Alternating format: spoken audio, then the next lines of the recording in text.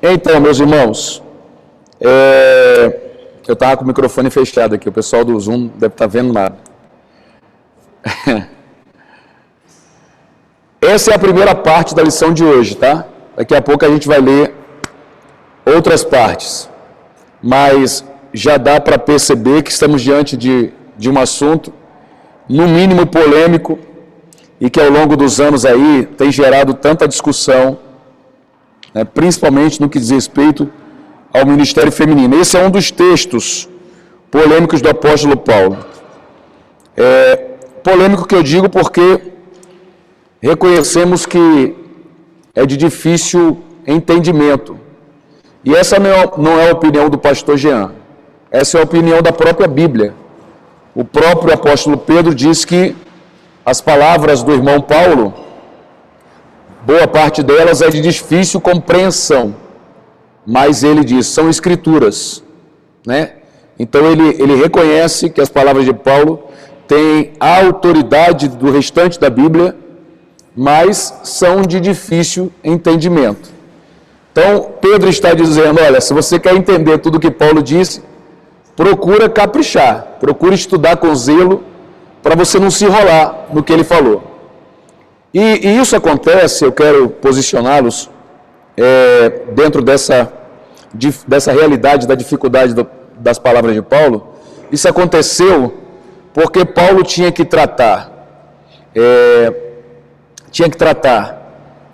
coisas relacionadas aos judeus, tinha que tratar com a cultura da sociedade gentílica, né, para quem ele devotou a sua vida, e tinha que tratar também da própria igreja, das promessas do mundo vindouro que Deus fez para essa igreja. Então, nessa soma de coisas, a gente tem que tomar muito cuidado quando estuda Paulo, para não trocar alho por bugalho, entendeu?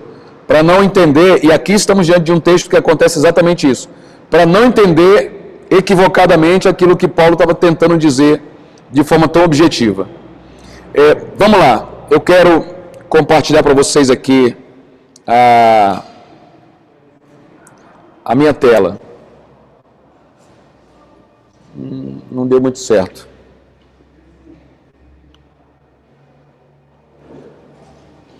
Não deu certo não. Pensei que ia dar certo, mas não deu. Estava tentando compartilhar duas coisas ao mesmo tempo. Vamos ver se eu consigo fazer de outra forma aqui.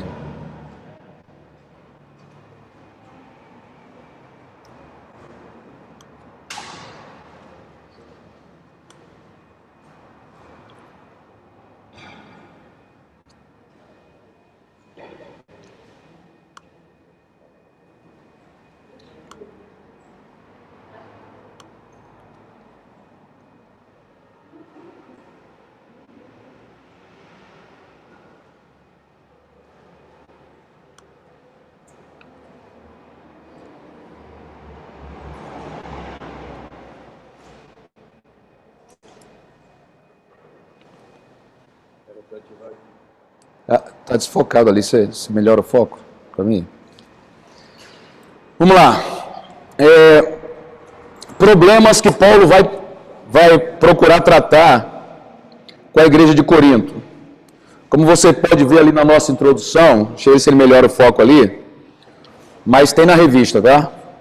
O mundanismo presente, latente, forte na igreja de Corinto, ele acaba afetando o culto e acaba refletindo na adoração.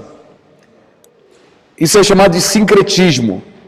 É quando você pega conceitos religiosos diferentes e opostos e tenta adaptá-los. Tenta encaixar tudo numa coisa só. Vou dar um exemplo. A lavagem das escadarias da Igreja do Senhor do Bonfim, que acontece aí famosa na Bahia. A Igreja do Senhor do Bonfim é uma igreja de que religião, irmãos? Me ajudem aí. Católica. Mas quem é que promove a lavagem das escadarias, coordenado pelo padre, pelo sacerdote católico? São os macumbeiros, o povo das religiões afrodescendentes. Então, Isso é um exemplo de sincretismo. São coisas que, a princípio, não são iguais, mas eles fazem uma adaptação, tá? E geram um organismo religioso novo. Isso é sincretismo. Então, às vezes, a gente acaba trazendo para dentro da igreja muita coisa que não faz parte da igreja nem do culto cristão. E isso é muito claro dentro da igreja de Corinto, tá? E a gente vai perceber esse tema aqui hoje. 3 problemas são denunciados por Paulo, aqui a partir do capítulo 11. O primeiro deles está logo aqui, ó. Ele fala sobre a posição da mulher. E foi exatamente o texto que lemos, sobre a questão do véu.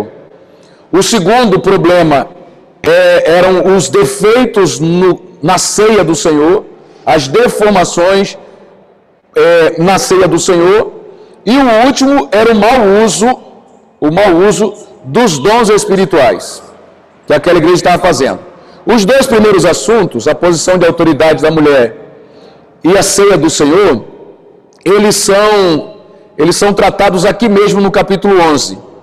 Mas o último assunto, que é a questão dos dons espirituais, ele vai tratar do capítulo 12 até o capítulo 14. Bom, uma coisa comum nas religiões daquele tempo é que as mulheres eram inferiores aos homens. Quem promove a mulher ao mesmo nível dos homens é o Senhor Jesus Cristo. Ele é o primeiro que, aliás, ele não é o primeiro porque o Antigo Testamento já começa a valorizar a mulher, tá? Mas quem realmente traz a mulher e coloca ela no mesmo patamar do homem é o Senhor Jesus Cristo. As religiões pagãs presentes ali na cidade de Corinto, elas não davam valor nenhum à mulher. Era tão grotesca a situação que as mulheres sequer podiam ter religião. As únicas mulheres, vou colocar entre aspas aqui, religiosas de Corinto, eram as sacerdotisas da prostituição. Então, elas eram usadas como objeto de prostituição. E, como objeto de prostituição, elas eram, entre aspas, as sacerdotisas dos templos pagãos de Corinto. Então, na bucha, elas estavam ali apenas para servirem os homens com os seus corpos, tá?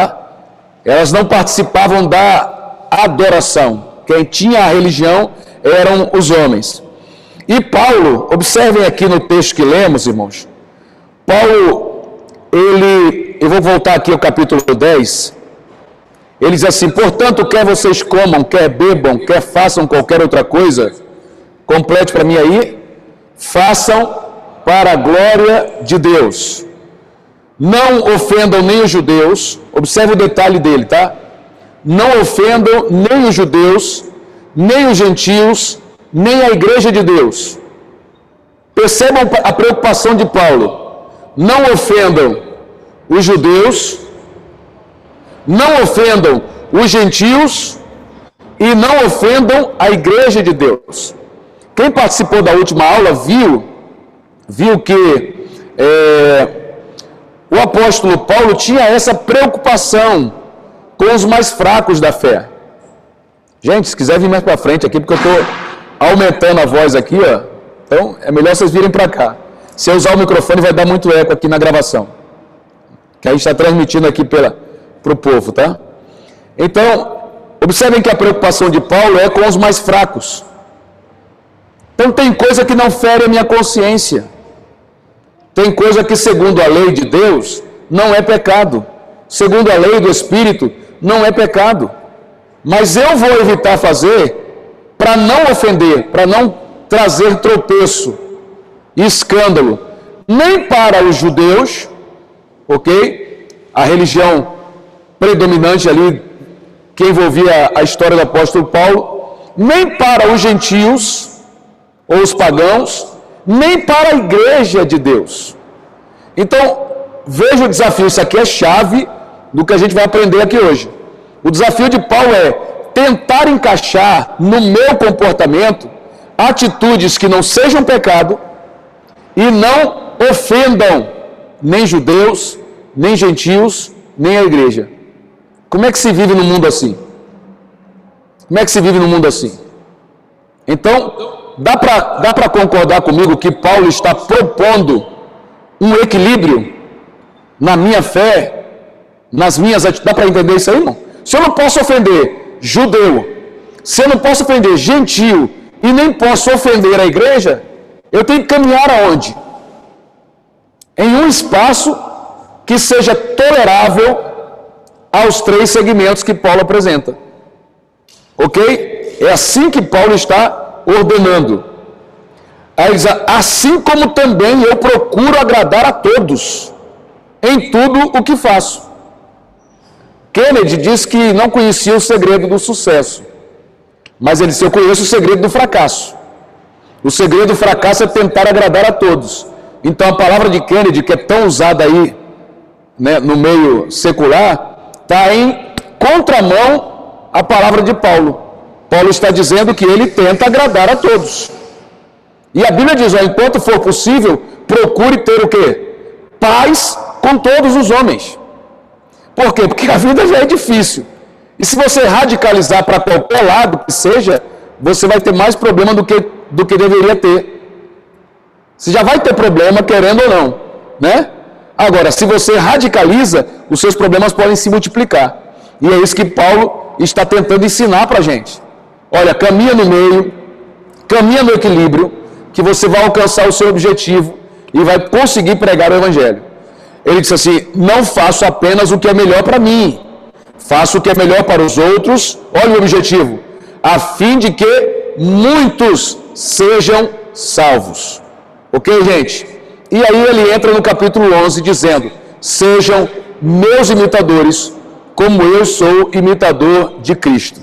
Então essa é a chave. O que a gente vai ouvir daqui para frente está em cima dessa realidade. Paulo está ensinando os irmãos de Corinto a andarem dentro de um equilíbrio, para que a sua palavra, a sua mensagem, não seja rejeitada de pronto. A pessoa já rejeita antes de querer ouvir. Já olha com maus olhos para os crentes de Corinto e não querem nem dar ouvidos à palavra. Por que Jesus, gente, escute isso aqui, Paulo disse, sejam meus imitadores, como eu sou de Cristo. Por que Jesus comia com pecadores? Me fala. Era para pecar com eles? Não, é para ter o acesso à liberdade de poder anunciar o Evangelho, para ter a amizade deles, o carinho, o respeito.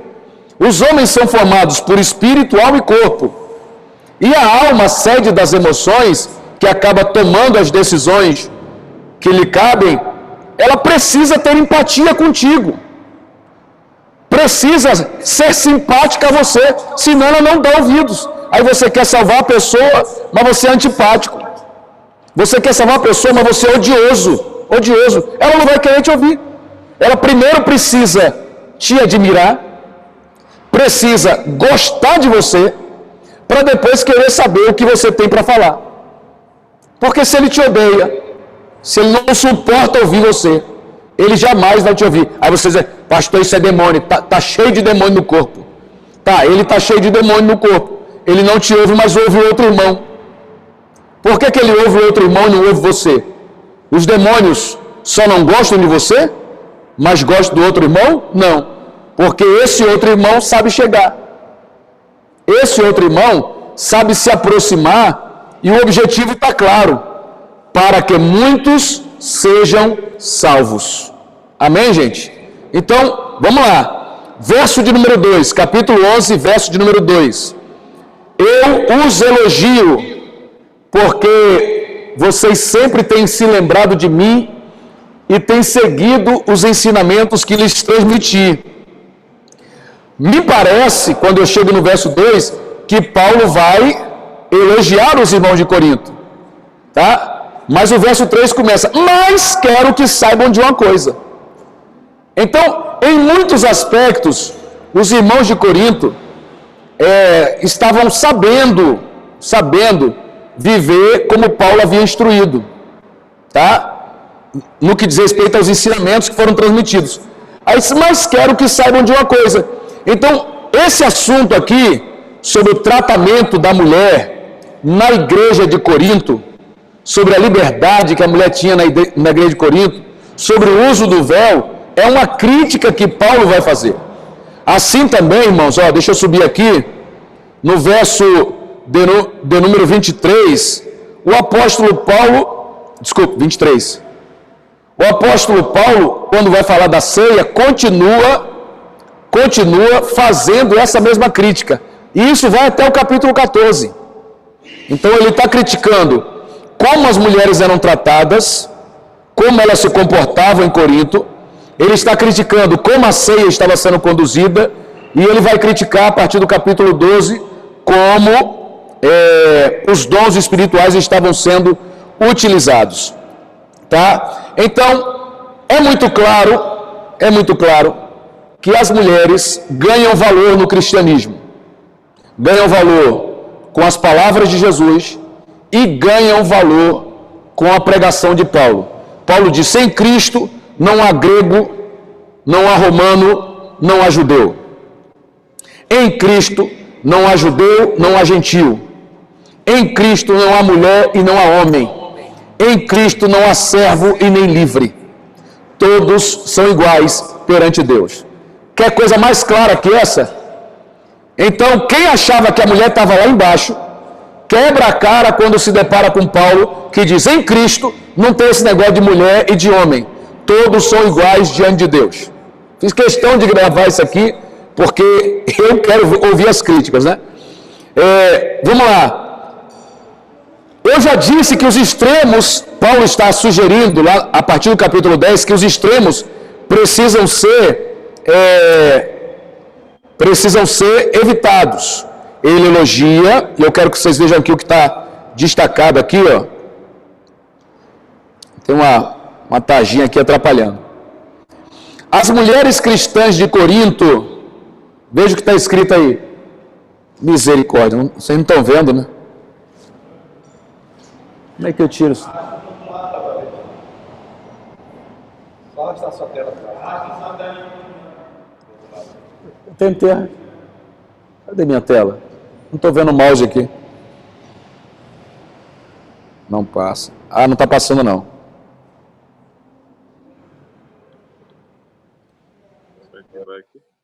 E agora? Lança o... Não, eu quero... Coloca o PDF agora. Tá bom. Foi? Volta um pouquinho, ele não está... É naquele computador lá que tem que... Fecha aqui essa janelinha aqui. Eu não consigo acessar aquele de lá. As mulheres cristãs de Corinto saíram de um extremo, onde eram desprezadas, ok? Para o outro extremo. Veja aí, ó. Quebrando alguns paradigmas culturais. E com isso provocaram desordem no culto. Gente, eu preciso usar aquela chave que eu falei do capítulo 10, durante boa parte do estudo aqui, principalmente no primeiro momento. Tá? Talvez a gente não consiga explorar muito a questão da ceia, mas eu quero deixar bem clara essa primeira parte. Vamos lá. Lembram que eu disse a vocês que Paulo disse, cuidado para não criar escândalo, para não ofender nem os judeus, nem os gentios, nem a igreja? Paulo está falando de vida espiritual ou vida social? Hein? Social.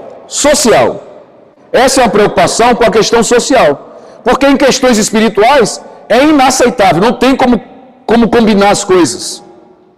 Não tem como combinar a fé judaica com a fé gentílica. Não tem como combinar a fé cristã com a fé judaica. Não tem como combinar a fé cristã com a fé gentílica. Não tem, isso não tem acordo. Tá? É por isso que, por exemplo, quando a sociedade de agora exige que a gente autorize o aborto, não tem conversa. Nesse ponto, o pau quebra. Não tem como... É inquestionável, porque aí vai na questão do espírito. Tá? Agora, como por exemplo, vamos aprovar a prostituição. O cristão vai dizer amém para isso? Não, nunca vamos dizer amém. Aí você passa, a moça está lá se prostituindo. Você vai fazer o que com ela? O judeu, hoje em dia, pode apedrejar uma prostituta? Não pode, porque aí é uma questão da fé dessa pessoa. E a cultura agora força ele a aceitar ela, prostituta. Tá? E nós, como cristãos, ainda amamos essa pessoa. Não aprovamos o que ela faz, mas amamos ela. Amamos e procuramos ser amigos. Procuramos ser abertos a essa pessoa, para que quando o temor tocar no coração, elas tenham a coragem de nos procurar, como já aconteceu tantas vezes. A primeira igreja que eu pastoreei, na porta dela, na calçada dela, tinha um ponto de prostituição. As meninas ficavam ali com um short desse tamanho, cantando os louvores da igreja. E de olho nos carros que passavam. Quando o carro passava, estendia a mão. E como a igreja era bem pequena ainda, eu ia para a porta ali e dizia, pode entrar, cultua com a gente. Aí ela disse, não posso. Aí algumas davam desculpa porque estavam mal vestidas. Falei, não tem problema, seja bem-vinda. E sorria para as meninas, pode entrar aí. E elas ficavam ali à vontade comigo, eu de terno e gravata, e elas daquela condição. Um dia eu fiquei muito aborrecido, porque enquanto elas estavam cantando junto comigo o louvor da igreja, que o ministério louvor cantando, e eu na porta ali adorando também, e elas cantando comigo, um carro passou, parou na porta, a moça entrou, nobre. Aí me deu uma revolta santa, eu falei, o sangue de Jesus tem poder. Isso foi em abril de 2011. E nós começamos uma campanha de 30 dias de oração. Não deu 2 semanas, uma daquelas moças entrou na igreja pela primeira vez, levantou a mão, aceitou a Jesus como seu Salvador, cuidamos dela por muito tempo, e daqui a pouco aquele ponto desapareceu da porta. Fizemos um pequeno grupo lá na casa dela, foi uma bênção. Por quê? Porque a porta estava aberta, tá? A porta estava aberta. Só que as mulheres em Corinto, gente, as mulheres em Corinto saíram de um extremo e foram para o outro. E tudo isso, deixa eu dizer aqui, tá? Em aspectos culturais. Por quê? Porque em aspectos religiosos, todos são iguais diante de Deus. Em aspecto espiritual, melhor dizendo, todos são iguais diante de Deus. Mas na questão cultural, existem cuidados, paradigmas, que eu não posso quebrar de qualquer maneira. Deixa eu explicar aos irmãos. Tudo que é cultura na sociedade, cultura maligna, eu não posso atacar a cultura. Eu preciso salvar a pessoa. Porque se eu salvar a pessoa, a própria pessoa vai desenvolver um outro estilo de cultura. E se eu salvar o bairro inteiro, não se preocupem. Fecha a Vila Mimosa, fecha a Boca de Fumo, fecha tudo. Porque as pessoas foram salvas, transformadas. Então esse tem que ser o meu esforço. Eu não posso chegar lá na Boca de Fumo, bando de pecador, miserável, tomara que caia um raio. Lá no Ceará, tem algum cearense aqui, gente? Lá no Ceará diz que uma senhora, dona de um prostíbulo, comprou o terreno do lado da igreja para aumentar o tamanho do prostíbulo. E estava construindo um mega prostíbulo do lado da igreja. Os crentes ficaram ofendidos. E começaram a campanha de oração, botaram a mão na parede para repreender aquilo. E as prostitutas sabiam, né? As prostitutas sabiam que a igreja estava orando, mas não estavam nem aí. E aí eles dizem, Senhor, não permite, fecha. Gente, isso é real, tá? Foi notícia lá no Ceará. Caiu um raio no prostíbulo e destruiu o prédio. Aí a dona do prostíbulo processou a igreja. Sério mesmo. Processou a igreja porque a igreja orou. Deus mandou um raio, está assim no processo, e destruiu o prostíbulo. Aí os irmãos, o pastor foi se defender e disse para o juiz, não temos nada a ver com isso. Aí disse ao juiz, a defesa foi essa, não foi porque a gente orou que Deus mandou um raio. Aí olha o que o juiz disse na abertura da sentença.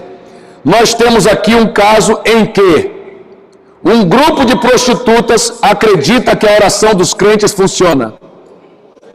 E um grupo de crentes acredita que a sua oração não tem resposta. Foi assim que, né?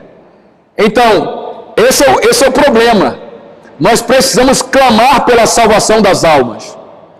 E deixe que a cultura do reino vai acabar dominando aos poucos o coração de cada um. Deu para entender?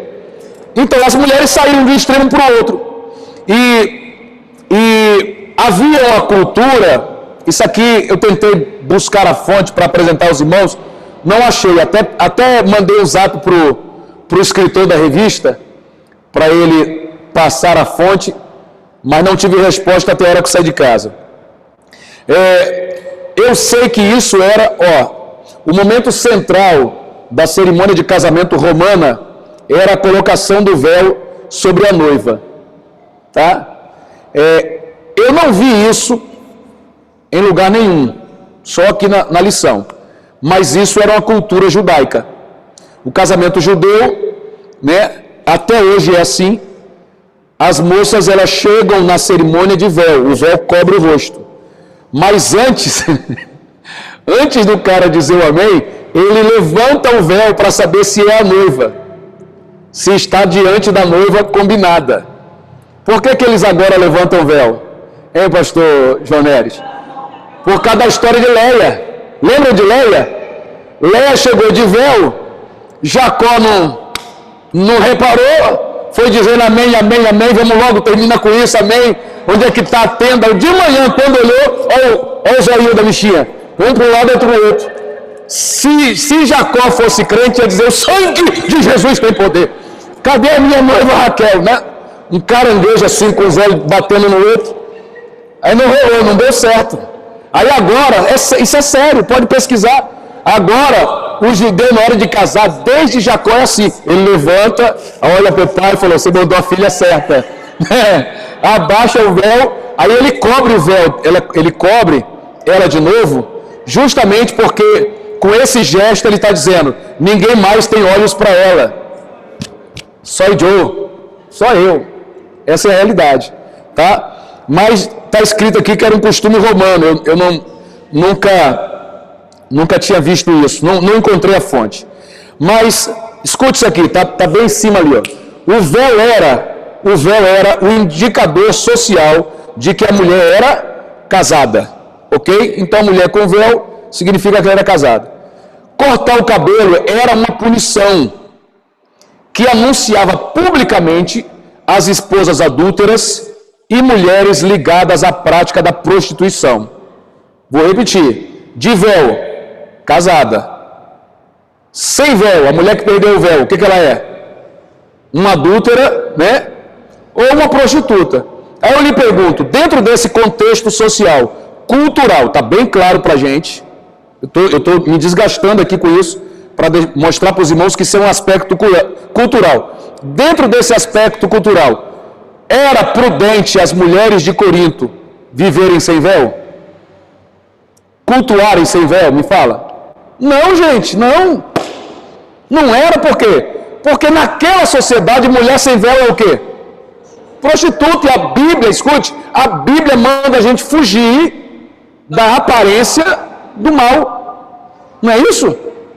Então, se eu olho para uma irmã, uma serva de Deus, e ela está trajada como uma prostituta se traja, isso pega bem? Aí assim, mas eu sou livre, Deus conhece o meu coração, mas a Bíblia manda a pessoa se vestir com decência. A Bíblia manda se vestir com decência. Não é uma questão de calça ou de saia. Por exemplo, você vai na Escócia, os homens vestem o que na Escócia? Saia. É meio esquisito, mas veste saia. Né? Tá lá de saião. Vai na Arábia, os homens vestem o quê? Na Arábia? Vestido. É isso que faz o homem ou não? Não. Agora, tanto quem veste saia, lá o homem que veste saia na Escócia, os que vestem vestido no mundo árabe, eles precisam cobrir a sua intimidade. Tanto homem como mulher. Por quê? Porque a minha intimidade pertence à minha esposa.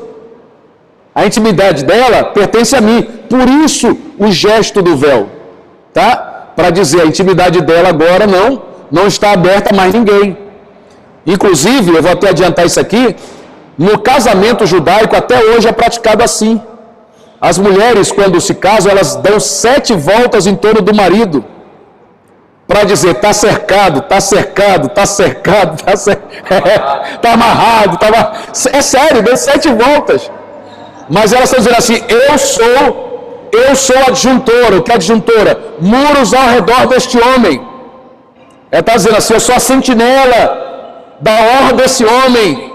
Ninguém toca mais nele. Isso é uma cerimônia linda. Cerimônia linda.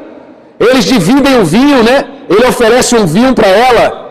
E no final da cerimônia ele quebra a taça. Sabe por quê? Ninguém mais vai dar prazer a essa mulher, só eu. A taça está quebrada. Ele oferece o vinho e quebra a taça. É tipo um ato profético, né? Tipo um ato profético. Deu para entender isso aqui, gente? Amém? Então, Paulo está criticando exatamente essa questão extrema. Observe, 1 Coríntios 11, verso 11. No Senhor, todavia, nem a mulher é independente do homem, nem o homem é independente da mulher. A partir do verso de número 11, o apóstolo Paulo, deixa eu pegar um negócio aqui que eu esqueci ali. O apóstolo Paulo, ele começa a falar como a mulher cristã deve se portar. Vocês lembram que eu falei que ele está comentando sobre a mulher dentro do contexto judaico? Lembram disso? Vamos lá, vamos ao texto bíblico. 1 Coríntios 11. Do verso 2 ao 10. Vamos lá. Não posso pular isso aqui não, gente. Me perdoe. Certamente eu não vou conseguir terminar a questão da ceia. Mas a da ceia a gente pode tratar na ceia.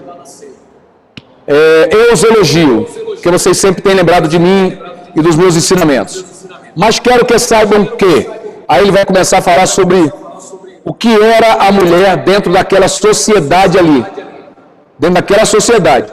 Do verso 2 ao verso 10, Paulo mostra como a sociedade religiosa judaica via a mulher.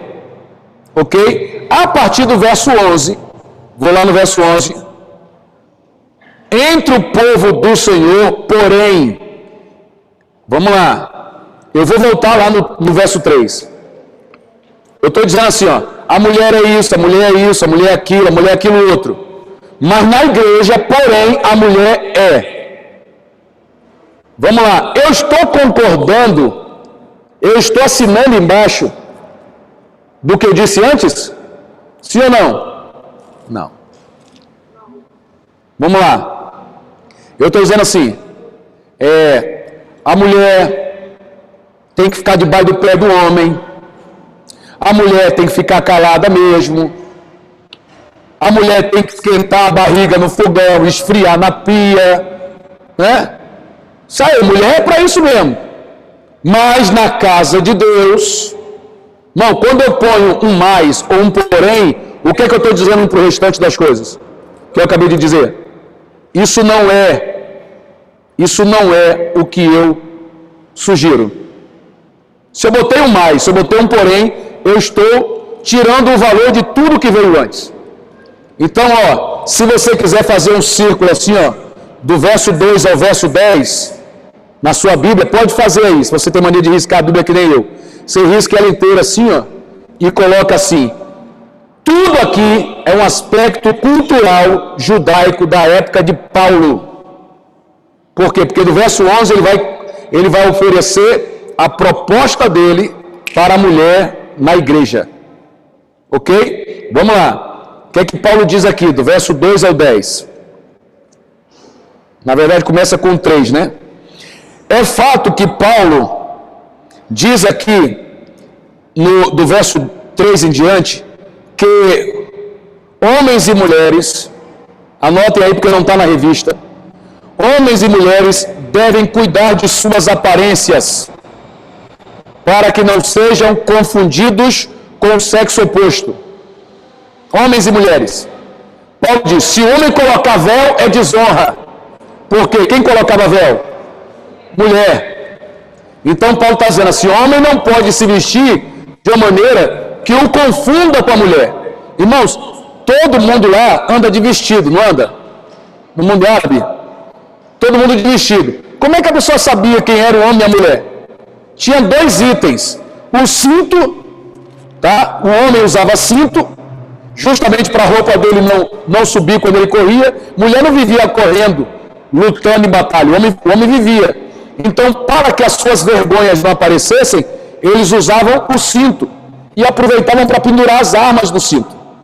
Então, o roupão da mulher era inteiro, sem cinto, né? O do homem tinha cinto.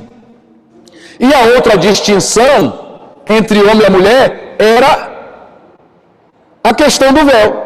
Está sentado, imagina um auditório sentado, aí a pessoa chega por trás. Quando ele chega por trás, ele pergunta assim, quem aqui é o homem, quem aqui é a mulher? Simples. As que estiverem de véu são mulheres, as que estiverem sem véu são homens. As pessoas que estiverem sem véu. Deu para entender? Então, isso serve para hoje, pastor? Me ajuda aí, isso serve para hoje? Hein? Dessa forma não. Mas o princípio ainda está de pé. Eu preciso me vestir de uma maneira que quem olhe para mim não tenha dúvidas do que eu sou. Ok? Não tenho dúvida. Estou olhando para ele, cara, é homem. Agora imagina se o pastor Jean chega aqui com uma bermudinha colada de lycra. Rosa. E ainda quer dizer assim, ô irmão, sou homem. Agora, passou um barbudo por mim, estava eu e Felipe na fila da farmácia, e passou um barbudo, pensa num cara com a barba bem preta, assim, fechadona mesmo, grande, a barba desgrenhada. Aí eu olhei pro cara assim, barbudo, quando baixei o olho, o cara com shortinho rosa de lycra. Passou por mim, todo magrelinho, parecia uma cobra caminhando. Falei, misericórdia. Aí estreitou, né? Aí estreitou, por quê? Porque a palavra bíblica é, o homem não pode ser confundido com a mulher dentro das roupas que veste, e vice-versa. Segunda coisa que Paulo está dizendo, que a mulher está sujeita ao homem, porque foi feita depois dele. Lembrem, isso está dito aonde? Dentro do verso 2 ao 10. Paulo vai criticar tudo isso a partir do verso 11. Ele está dizendo, criou-se esse pensamento porque a mulher foi criada depois do homem.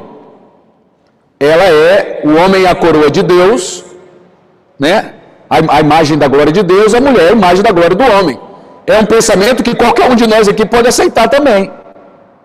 E isso formou um comportamento cultural. Terceira palavra que Paulo está dizendo, que a mulher deve, palavras de Paulo, tá? Estou só traduzindo. A mulher deve voluntariamente e sem resistência adotar atitudes que deixem claro que ela está debaixo de autoridade. Onde é que está isso? Vamos lá, verso 10. Por esse motivo, e também por causa dos anjos, então até os anjos, até por causa da presença dos anjos, eles apelavam. Por esse motivo e também por causa dos anjos, a mulher deve cobrir a cabeça para mostrar que está debaixo de autoridade. Entendeu? Não, quem para a leitura aqui, quem não leu o verso 11, diz aí, por que essas irmãs estão abrindo a boca perto de mim? É aqui, e é esse erro de interpretação que gera esse extremismo, esse machismo que a gente vê em muitos lugares e que assistimos ao longo dos últimos anos, até dentro da nossa igreja. Porque eu não percebo que o verso 11 vai mudar tudo isso. O verso 11 vai acabar com tudo isso. Entre o povo do Senhor, porém, as mulheres não são independentes dos homens, nem os homens independentes das mulheres. Olha aí, ela está embaixo, está em cima ou está do mesmo lado que ele? Do mesmo lado. Está entendendo isso aqui? Agora, aquela cultura usava até a figura dos anjos. E deixa eu contar um testemunho para vocês aqui. Um testemunho. Eu, quando tinha 16 anos de idade que aceitei Jesus, um ano e pouco depois eu vim para a Assembleia de Deus. E na Assembleia de Deus daquela época, a gente tinha que dormir de calça e de camisa de manga comprida. Como eu sou um soldado, um bom soldado, eu dormia de calça e de camisa de manga comprida. E eu ficava na dúvida se era para botar o cinto e o sapato ou não. Exatamente por causa disso aqui, ó. Porque algum abençoado que eu não lembro, mas graças a Deus eu esqueci quem foi, algum abençoado disse que eu tinha que dormir daquele jeito, porque se o arrebatamento fosse de madrugada e o anjo passasse no meu quarto e eu não tivesse, irmão, de camisa e de calça, eu ficava. Aí eu falei assim, poxa, mas eu fico se tiver sem camisa, eu fico se tiver sem calça, mas se eu tiver sem cinto, se eu tiver sem terno, sem gravata, se eu tiver sem a meia e o sapato, eu fico também? O anjo vai se escandalizar comigo se me pegar dormindo de pijama, irmão? Né? Ou de cueca? E eu vou falar a verdade para os irmãos. Na hora de tomar banho, pastor Nilton, era uma aflição. Rápido. Antes, para não dar tempo do anjo chegar. Se ele chega e está ensaboado, como é que fica? Vai pegar lá e escorrega, né? Então veja, para criarem essa cultura, disseram as mulheres, cobrem a cabeça, mostra que estão debaixo da autoridade por causa da presença dos anjos. Você já viu esse filme aí? Eu já vi. Usaram os anjos como instrumento de terror contra as mulheres e contra os meninos, quando era novo na fé.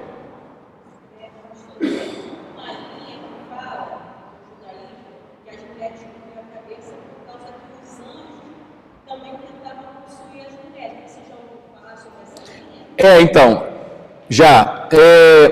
olha a pergunta que ela fez.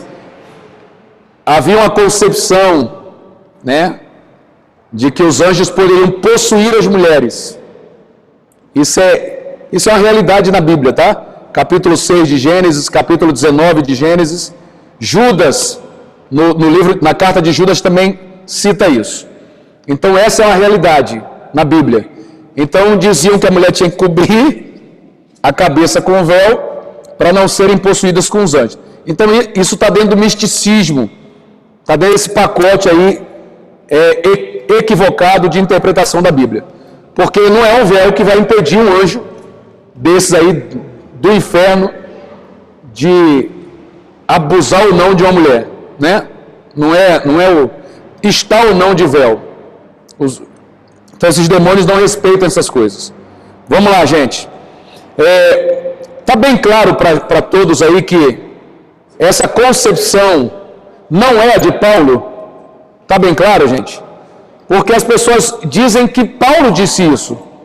Paulo não disse. Paulo está descrevendo o que acontecia na sua época e ele vai exatamente criticar isso a partir do verso 11. Ok? Tranquilo? Vamos lá, verso de número 11. Entre o povo do Senhor, porém, as mulheres não são independentes dos homens e os homens não são independentes da mulher. Aí vamos lá, olha as considerações que Paulo faz. Pois, embora a mulher tenha vindo do homem, o homem nasce de quem, gente? Da mulher. Pronto. Então, quem usa o argumento de que a mulher é menor porque veio depois, se quebra. Porque aí também o homem seria menor porque nasceu da mulher.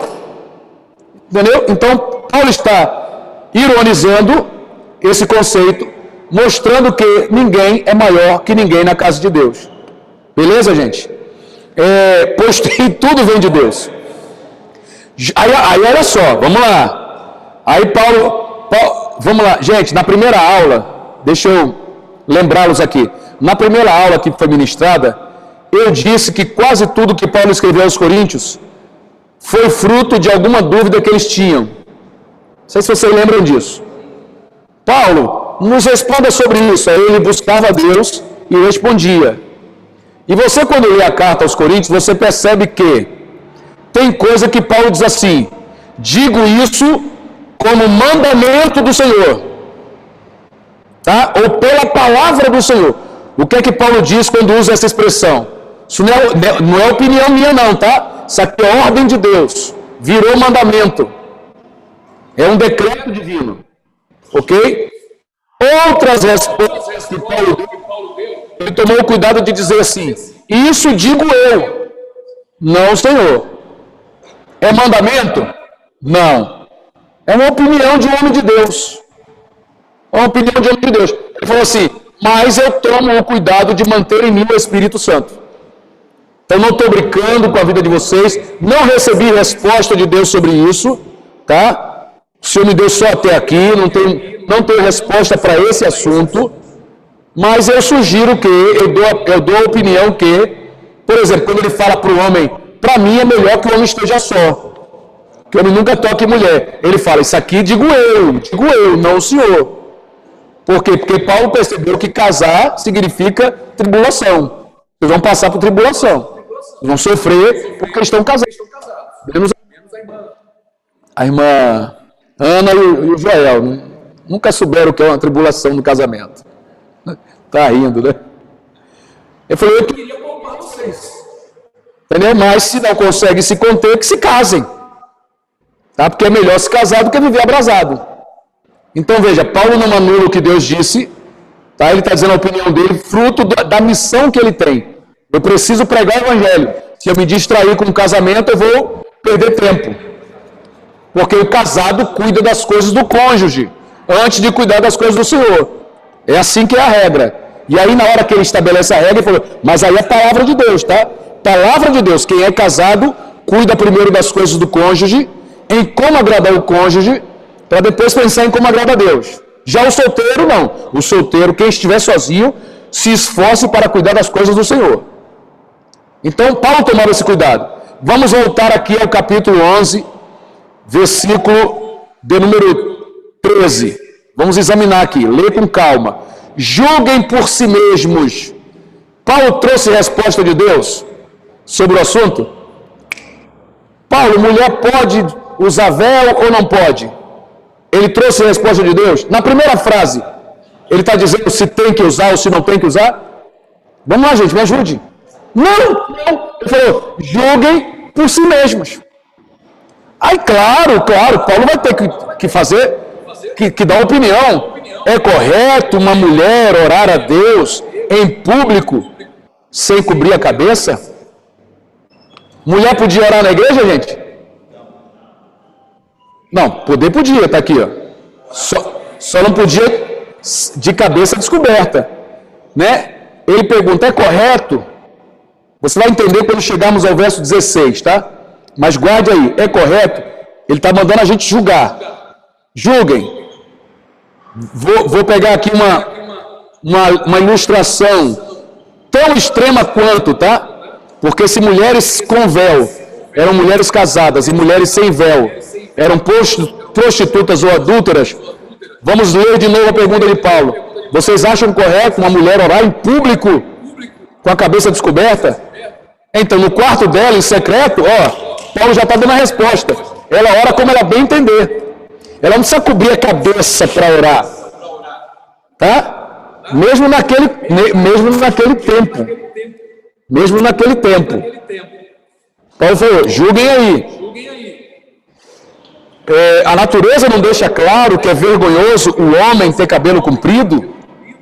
E as mulheres não se orgulham de seu cabelo comprido? Paulo faz um apelo à ordem natural das coisas. Mulher tem cabelo grande e homem tem cabelo pequeno. Aí. Assim? Ele disse, é a natureza. Mas se alguém quiser discutir a esse respeito, está decidida a situação? Não, ele está abrindo até para discussão. O tema ainda está em aberto. Se alguém quiser discutir a esse respeito, eu vou dizer só o seguinte, não temos outro costume. A gente aqui pede que as irmãs, na hora de orar em público, cubram a cabeça. E as outras igrejas de Deus, pensam da mesma forma. A de Tessalônica, a dos Colossenses, a dos Gálatas, eles preferem manter essa prudência das mulheres orarem com a cabeça coberta. Aí vem a ilustração que eu disse que faria. Pense comigo aqui, uma mulher que chega na igreja vestida como se fosse uma prostituta. com toda a sua intimidade exposta. E aí, o pastor Robson chama essa irmã, essa mulher, e diz assim: senhora, por favor, suba aqui ao púlpito para orar aqui pelas ofertas, para orar consagrando o cálice do Senhor. Como é que a gente reagiria a essa senhora orando pelos elementos da ceia com toda a sua nudez exposta? Como é que a gente reagiria? Como é que você, pense aí, como é que você reagiria a isso? Reprovava. Meu Deus, como é que a irmã sobe no púlpito dessa forma? Tenha misericórdia. Fica se exibindo para as pessoas. Isso aí é para o marido dela. A mesma coisa para o homem. Irmão, eu já vi pregador subir no púlpito pregar todo arrachadinho, parecia que estava vestido com isso filme. Parecia as calças do João Dória. Oi? Embalado a vácuo. Aquele negócio feio lá, exposto, se sentindo todo empinadinho. A gente olha aquilo e acha ridículo. E é agressivo. É agressivo porque você é preconceituoso. É agressivo porque você não respeita a minha opinião, meus preconceitos. E os preconceitos que temos são formados ao longo do ano dentro do contexto cultural em que vivemos. Tá? Eu também me assustaria se visse alguém de burca tomando banho na praia, pegando onda de burca. Me escandalizaria, porque o termo é escandaloso. Então, o que Paulo está dizendo, e eu tenho reforçado desde o início, é que a gente tem que procurar o equilíbrio para não escandalizar nem judeu, como lemos lá no capítulo 10, nem gentios, nem a igreja. Então, lembram que Paulo, na aula passada, foi reforçado isso aí. Paulo está dizendo, cuidado com a opinião das pessoas. Tá? Falou assim, quer discutir o assunto? A gente discute, mas eu já tenho uma opinião. A minha opinião é, vamos manter esse costume. Para quê? Para que as nossas irmãs não sejam vistas aí, pelo mundo afora, como vadias, como prostitutas. E idem para os homens. É mais uma proibição de Deus, mais como uma proteção e como cabresto que está aprisionado. É mais uma proteção. Perfeito, ó. Então Deus está protegendo a reputação dos irmãos. Deus está protegendo. Assim, eu não sou prostituta, eu sei, irmã, mas quem olha está pensando que é. Você não está fugindo da aparência do mal. Aí o cara fala assim, eu não sou um gay, eu sei, irmão. Entendeu? Eu sei. Por exemplo, a palavra efeminado não significa gay. A Bíblia diz que os efeminados não herdarão o reino do céu. Efeminado não significa gay. O que é efeminado? Homens com trejeitos de mulher. Isso é efeminado. O homossexual é outra coisa, é outro nível. Mas um homem que tem trejeitos de mulher já está errado. Ele precisa adquirir postura de homem. Postura de homem. Para não ser confundido. Meu Deus, passei do horário. Deixa eu concluir aqui. Vamos lá. Escrevam aí em algum lugar, tá? Porque terminamos a aula aqui mesmo. Dos versos 11 ao 16, se quiser escrever, escreva aí. Paulo propõe, qual é a proposta de Paulo? Vamos manter esse costume do véu. Tá? Não vamos sair de um extremo para o outro. Vamos manter esse costume. Paulo propõe. Deixa eu ilustrar isso aqui.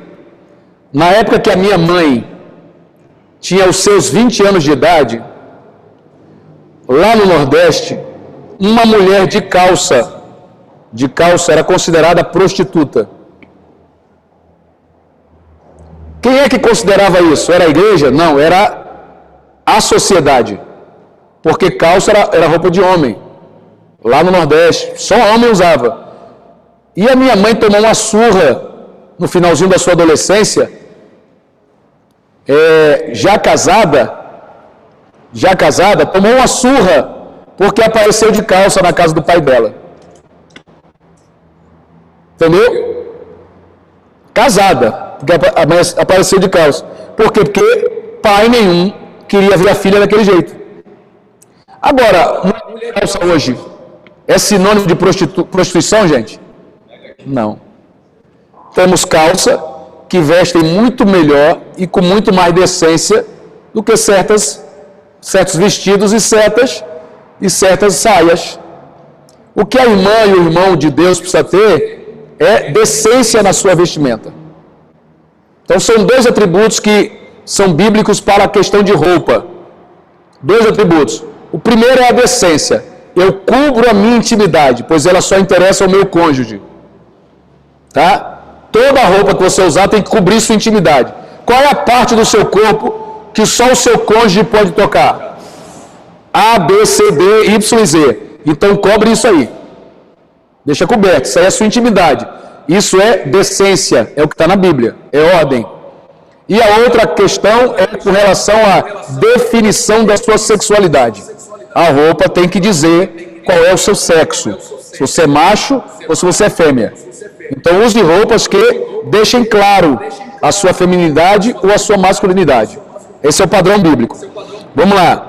Do verso 11 ao 16, Paulo propõe, ou seja, não é uma ordem de Deus. Propõe como modelo litúrgico o padrão comum usado nas igrejas de sua época. Então, traduzindo para o dia de hoje, qual é a proposta de Paulo? Como é que a irmã, a serva de Deus, tem que se vestir na casa do Senhor? Gente, guarde isso aí, porque isso vai ser uma bomba no ouvido dos fariseus. Qual é a proposta de Paulo sobre vestimenta masculina e feminina para a igreja em qualquer época da história? Vejam lá fora, escute, vejam lá fora o que é o padrão de decência. E podem praticar isso dentro da igreja. Padrão de decência.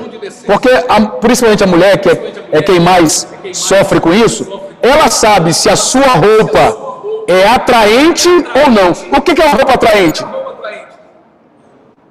que é uma roupa atraente? Vou exagerar aqui. É a roupa do cio. Tá? A pastora Sara Shiva usa muito isso.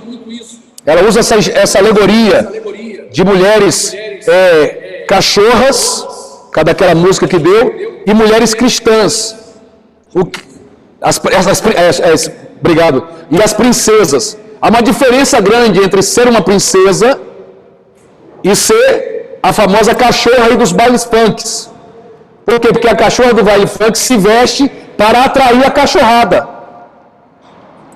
Tá? Então é a moda do cio. Ela se veste como quem estivesse no cio, para um monte de cachorro se interessar por ela.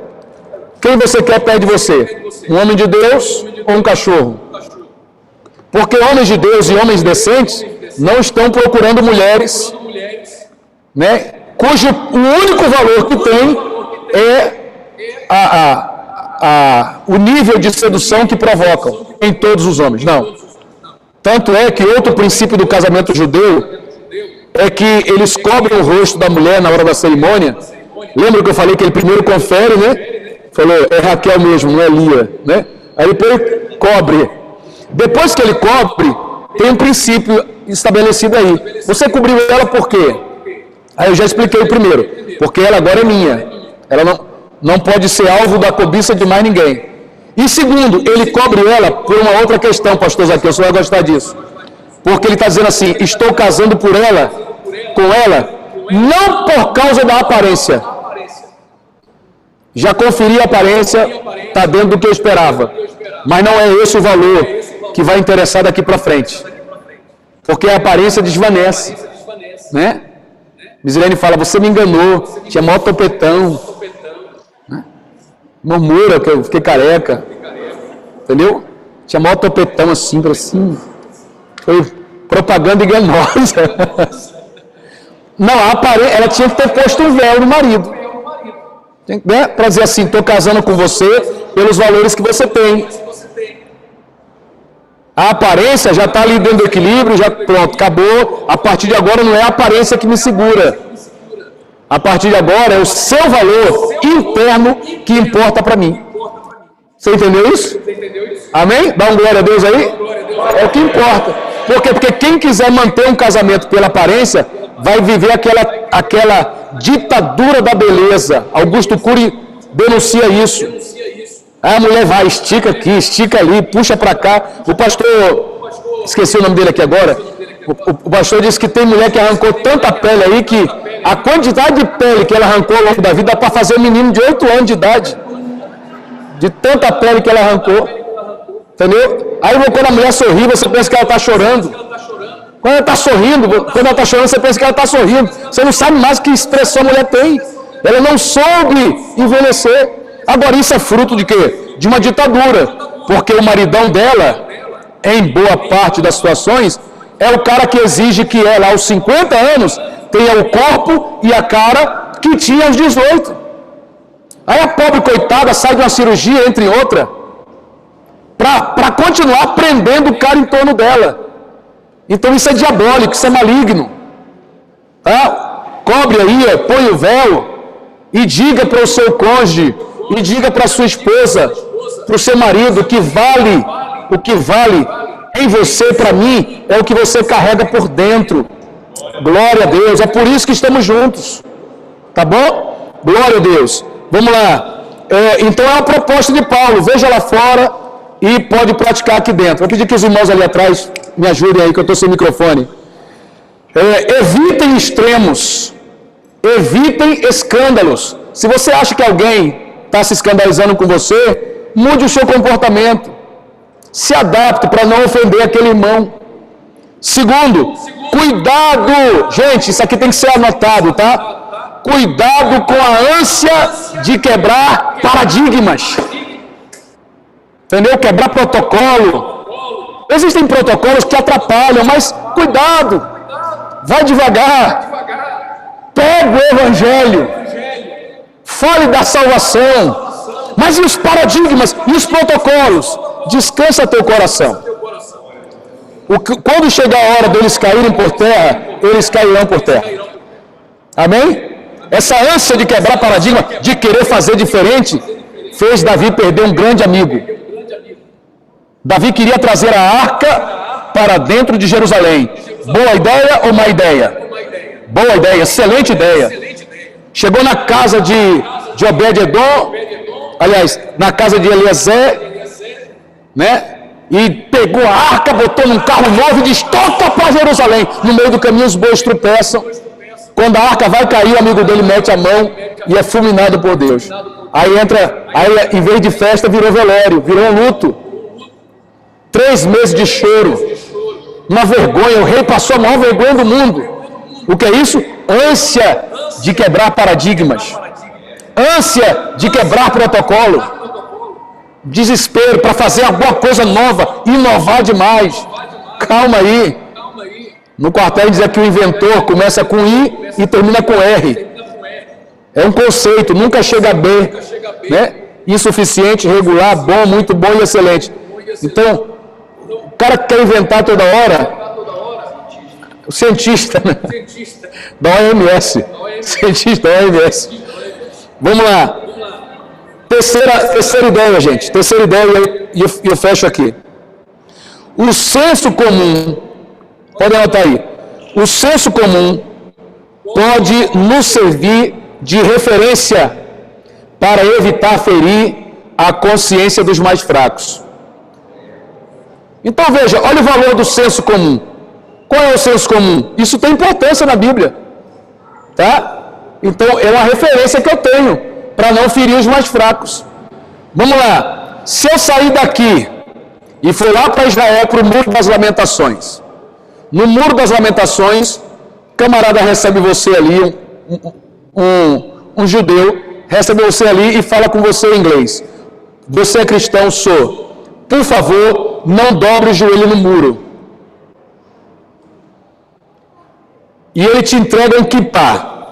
Agora pense numa cabeça de sergipano, um kippá. Aí você é cristão, você acredita que o kippá significa alguma coisa? Não. Você gosta de orar de joelhos? Gosta. Aí o cara te dá um kippá, porque você é obrigado a chegar no muro de kippá, e o cara te proíbe de orar de joelho. Aí o cristão chega lá e fala assim, quer saber de uma coisa? Não vou usar essa porcaria, Me desculpe aqui a expressão, estou exagerando mesmo. E quando eu chegar, vou dobrar o joelho na presença do meu Deus. Sou pentecostal. Irmão, qual é o senso comum? Daqui para lá, todo mundo de aqui para... Tá? Minha sogra dizia, o sapo está de cócoras na lagoa, de cócoras com ele. Então, que pazinho na cabeça, ficava com medo de cair, pastora Fabiana, escorregar aqui.